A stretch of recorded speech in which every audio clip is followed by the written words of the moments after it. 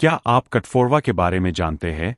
अगर नहीं तो जानने से पहले हमारे चैनल को सब्सक्राइब करें। कटफोरवा एक अद्भुत पक्षी है जो अपनी नुकीली चोंच से पेड़ों के तने पर तेजी से वार करता है।